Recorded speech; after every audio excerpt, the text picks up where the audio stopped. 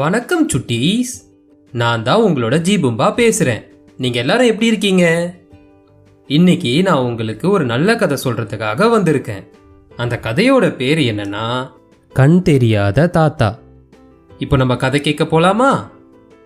ஒரு நகரத்துல அது ஒரு பரபரப்பான வீதி. மக்கள் எல்லாரும் அங்கும் இங்கும் பரபரப்பா நடந்துக்கிட்டு இருந்தாங்க.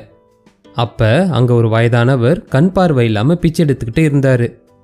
அவரை பார்த்த ஒரு சின்ன பையனுக்கு ரொம்பவே பரிதாபமாக இருந்துச்சு. நிறைய பேர் அவரை கண்டுக்காம போனதையும் அவன் கவனிச்சான். அந்த முதியவருக்கு முன்னாடி ஒரு அட்டையில் கண் தெரியாது உதவும்னு அப்படின்னு எழுதியிருந்தது. அதை பார்த்ததும் அவனுக்கு ஒரு யோசனை தோணுச்சு.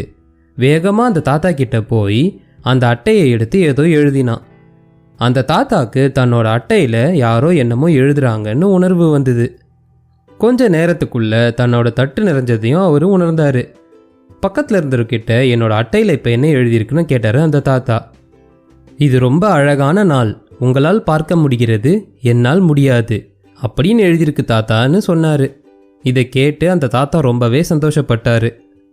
சுட்டீஸ், இந்த கதையோட நீதி என்னன்னா, நாம் எந்த ஒரு செயல் செஞ்சாலும் அந்த விஷயத்தில் நம்ம தனித்துவமாக செய்யணும்.